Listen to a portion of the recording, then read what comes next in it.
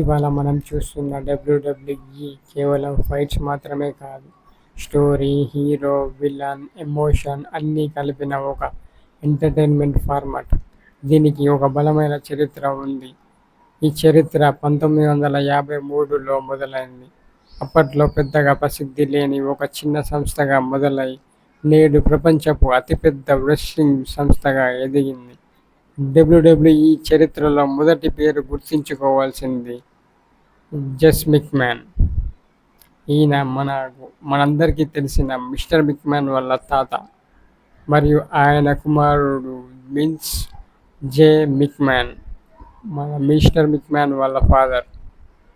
1953లో professional wrestling ఫీల్డ్లో ఒక కొత్త దశ మొదలైంది.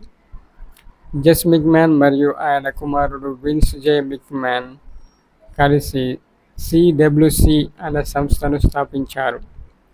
ఈ కంపెనీ న్యూయార్క్లో లోకల్ రెస్లింగ్ షోలు నడిపింది. టూత్స్మాన్ అనే రెస్లింగ్ జీనియస్ మ్యాచ్లను స్టోరీలతో ఎంటర్టైన్మెంట్గా మార్చాడు. టూత్స్మాన్ పేరు చాలా మందికి తెలీదు, కానీ ఈయన వల్లే స్టోరీ బేస్డ్ రెజ్లింగ్ మొదలైంది. అప్పటి వరకు రెజ్లింగ్ అంటే బలానికి మాత్రమే విలువ ఉండే టిపికల్ ఫైట్లు ఉండేవి. మోన్స్ మాత్రం అలా కాదు అనుకున్నాడు. Drama plus speed plus style అన్న విధానం ఈయనే తీసుకొచ్చాడు. అలాగే రెస్లర్లకు స్క్రిప్ట్ ఇచ్చి గెలిచేవాడు ఎవరో ముందే డిసైడ్ చేసే ప్రేక్షకుల్లో ఉత్కంఠ పెంచే స్టైల్ ఈయనే తెచ్చాడు.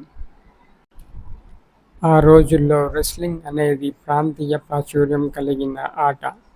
ప్రతి నగరానికి తమదైన ప్రమోషన్ కానీ